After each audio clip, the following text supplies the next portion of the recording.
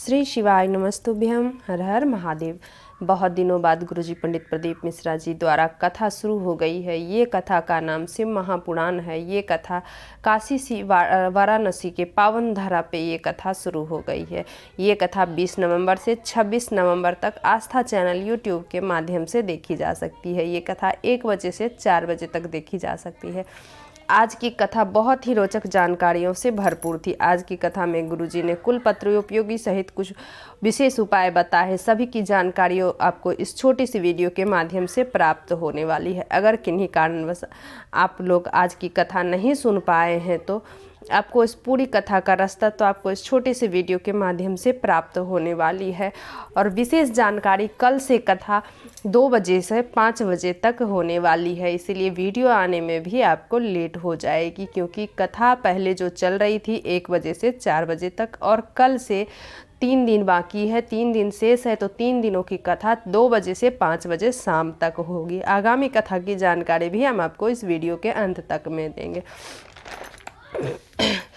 आज गुरुजी कथा शुरू होते ही बोले, हमारा शरीर किस लिए मिला है? व्यर्थ समय बर्बाद करने के लिए, व्यर्थ की निंदा करने के लिए, अपशब्द कहने के लिए।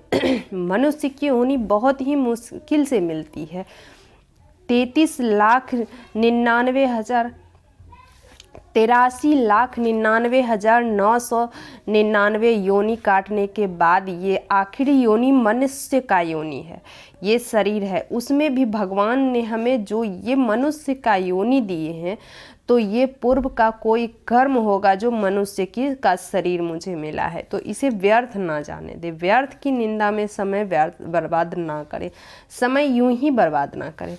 बढ़ते हैं आज की कथा की अगली जानकारी की ओर। गुरुजी बोले, पानी में डूब के मरा हुआ, सांप के डसने से मरा हुआ व्यक्ति, स्त्री के हाथों से मरे हुए व्यक्ति को कभी मोक्ष की प्राप्ति नहीं होती है। बढ़ते हैं आज की कथा की अगली जानकारी की ओर। गुरुजी बोले, जब बाबा आप लोगों के सारे पाप काट जाते हैं तब बाबा बुलाते हैं आपको। जब बाबा आप लोगों के सारे पाप दुख कष्ट हर लेते हैं तब बाबा आपको अपने शरण में बुलाते हैं। बढ़ते हैं आज की कथा की अगली जानकारी की ओर। तो 33 कोटि देवी देवता हैं। गुरुजी बोले, कोई भी देवी देवता अपने भक्त को कभी दंड नहीं देते हैं। बहुत लोग कहते हैं आज शनिवार का दिन है तो आज लोहा नहीं खरीदना है, शनिदेव रुष्ट हो जाते हैं, शनिदेव दंड देते हैं, आज सुई नहीं खरीदना चाहिए, इस दिन ये काम वो काम नहीं करना चाहिए। तो ऐसा नहीं है। ये गुरुजी बोले, ये भय कोई फैलाए हुए है। इस भय को अपने मन से मिटा दीजिए। कोई भी देवी देवता अपने भक्त को कभी दंड नहीं देते हैं। सभी देवी देवता अपने भक्तों के अपने बच्चों को गले से लगा कर रखते हैं। तो बढ़ते हैं आज की कथा के अगली जानकारी की ओर। देखने के लिए नेत्र की जरूरत पड़ती है, पर भगवान के दर्शन के लिए तो केवल सच्चे हृदय चाहिए, सच्चे मन चाहिए। अपने नेत्र को बंद करके सच्चे मन से बाबा का ध्यान करें तो आपको बाबा मिल जाएंगे, बाबा का दर्शन हो जाएगा। उसके लिए नेत्र की ज़रूरत नहीं पड़ती है, सच्चे हृदय की ज़रूरत पड़ती है, सच्चे मन की ज़रूरत पड़ती है। बढ़ते हैं आज की कथा की अगली जानकारी को। कंचन साहू जी का पत्र आया।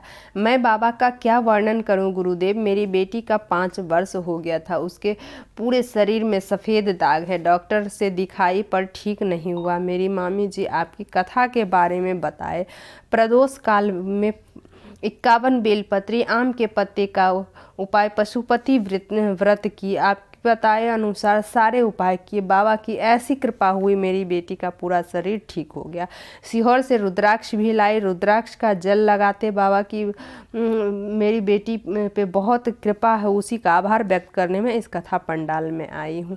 बढ़ते हैं आज की कथा की अगली जानकारी की ओर। जब कोई गाली दे, जब कोई अपशब्द कहे, जब कोई आपकी निंदा करे तो आप महादेव को एक दिया अलग से लगाओ, क्योंकि समझ जाओ कि आप उन्नति की ओर हो, क्योंकि चर्चा उसी की होती है जो आगे बढ़ रहा हो। पड़ा हुआ व्यक्ति जो है उसकी चर्चा नहीं है, उसका कोई चर्चा नहीं होता है। इसलिए कोई अपशब्द कहे, गाली दे, निंदा करे, सब सुनो, सुन के आगे बढ़ो। बढ़ते हैं आज की कथा की अगली जानकारी की ओर। गुरुजी पंडित प्रदीप मिश्रा जी बोले, ठंड में हाथ काम नहीं करता है, घमंड में दिमाग नहीं काम करता है, तो क्या ठंड में हाथ नहीं काम करता है तो काम कर करना बंद कर देते हैं, दिमाग काम करना नहीं करना बंद कर देता है तो अपना बंद कर देते हैं काम करना। तो बढ़ते हैं आज की कथा की अगली जानकारी की ओर। सोनी जी का पत्र आया। उन्होंने कहा, मेरी बेटी अंकिता कुमारी जिसकी उम्र 14 साल की है, 2022 से बार बार वो बेहोश होकर गिर जाती है। बहुत डॉक्टर से इलाज करवाई पर ठीक नहीं हुई। कोई कहता मिर्गी का दौरा आता है तो कोई कुछ बोलता कोई कुछ बोलता। मैं आपका कथा सुनती, पशुपति का व्रत भी की, सिहोर गई, रुद्राक्ष लाई, रुद्राक्ष का पानी गलाकर पिलाती, बेटी को मंदिर में 1 लोटे जल चढ़ाने को भेजती। आज बाबा की कृपा से मेरी बेटी ठीक हो गई है। उसी का आभार व्यक्त करने में कथा पंडाल में आई हूँ। बढ़ते हैं आज की कथा की अगली जानकारी की ओर। त्रिकुंड किसके लिए लगाते हो? गुरु जी का ये सभी से प्रश्न था कि आप लोग महादेव को भगवान की श्रृंगार के लिए त्रिकुंड लगाते हो या पूजन के लिए? गुरु जी का सबसे ये सवाल था कि